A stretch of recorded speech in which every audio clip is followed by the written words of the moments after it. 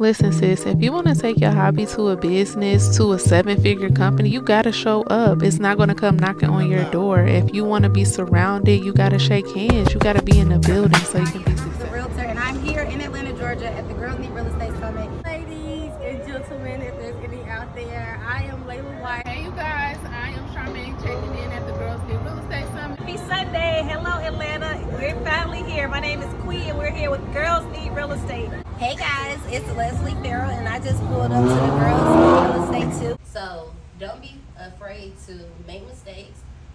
That also ties into going with a good broker, because Jeremy would tell you, I call that man every single time I hit a question, because I'm like, if I'm paying you money at the end of this transaction, you need to be answering my phone call. So I was never scared to call my broker. One thing I can share is here, because I'm one of those people that I'm just going to do it and I'll figure it out later. So 6 months in, I haven't even sold a house yet. Somebody came to me about a commercial building, and I'm like, okay, we can write a contract. So I was literally on vacation, and somebody wrote, we found this 10,000 square foot commercial building. I haven't even did residential yet, and I'm like, we can write this contract, because I'm like, I'm going to figure it out. So we wrote the contract. I got it for $100,000 under the asking price. My client messed the deal up, that's why we didn't close. But nevertheless, I was never scared to just jump out, because I knew, one, I can read a contract because I went to my classes, and then two, I can always call my broker.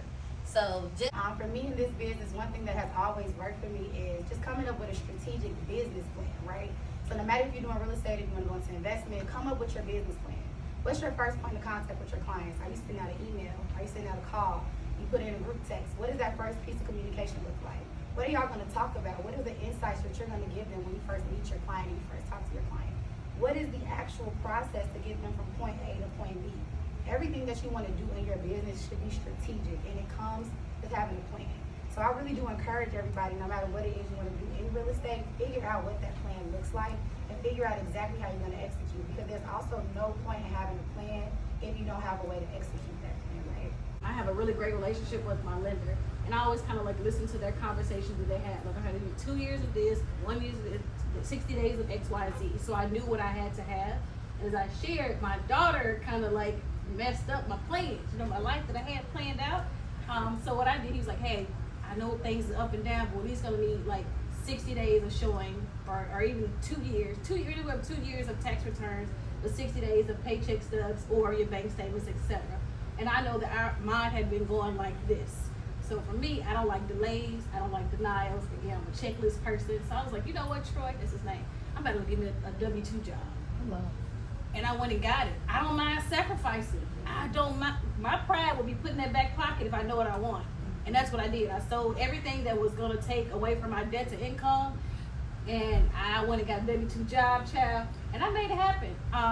But everything that could have happened during my process. So I'm like, okay, yeah, I can speak to this. I mean, everything from the foundation, leaning with it, rocking with it. I'm like, come on, man, you weren't doing that 2 days ago. I mean, it was just like everything that could have happened. But I knew that once I closed on that property, I closed with $165,000 in equity.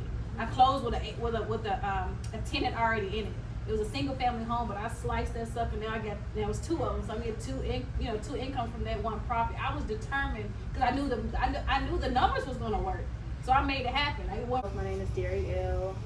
I guess I would consider myself as a serial entrepreneur. I started my first brand in 2012. So when I first started off on Facebook, that's where I made my first $100,000 to let my mom know this is possible. Like, I can get a bag on social media, Facebook. I'm scrolling all that. This is before Instagram is Instagram. How many of y'all have a website attached to the LLC? What do you mean a website attached? Like an e-commerce base, like Shopify, a Wix. You own the actual domain, right? You're leveraging that back end system. more so for information and booking consultation. So I'm not selling a product on mine. I know, I'm getting there. Okay. Trust me. Okay. We get some stuff on there. Okay. But yeah, so mine don't produce like money yet. So We're working, we're busting our butts, but we're not leveraging our time, we're not leveraging our skill sets, because we're still working in the everyday space. And so that's exactly where I'm at. So I have a jewelry-based business. It's called Boss Business Babes. that business sounds very familiar. I used to. Can it advance them? Yes, it can a lot, because now I'm like, okay, some things I wish they would have saw a little different when they saw cash flow or cash laying around, or it's normalized to them now. So naturally they want it, but it also takes steps to get there, and I think that's like my biggest dilemma I'm dealing with them now. But that's pretty much the gist of how I, balance the two. As far as they're definitely having a routine. You have to have a routine. Like, you have to have a calendar. Just write down everything you have to do in that month. I put their things first in mine as well before I put anything else on my schedule, because being a mom is a priority to me. I don't want them to grow up like some children, like, oh, my mom was never there. I didn't want to pick me up from school. All they know was for me to be home from school and have their meals every day. Like, that's priority. So don't neglect your family. I will never tell you, don't neglect your family for business. Don't do that, because most people want to go home to their Like, you can, it's so many things that you can do within the industry. You don't really have to stay or do it the traditional way. Transaction coordinator, which you mentioned. Do y'all have transaction coordinator? I don't. You work for me. I tell everybody, you learn your lessons by paying money. I don't lose no money on your mistake. So my transaction coordinator signed a document that said 3% instead of 2.5%. And I'm like, you the transaction coordinator, you should know this. What's going on with the listing? Are they licensed or no? Kind of, maybe. I don't know. But she still does a lot of other agents. I thought she had her stuff together. But long story short, if you sign a document, it's binding. The other agent don't have to, change it. So that was $850 that she had to pay out of her pocket, not mine, because you signed it and you should have been paying attention.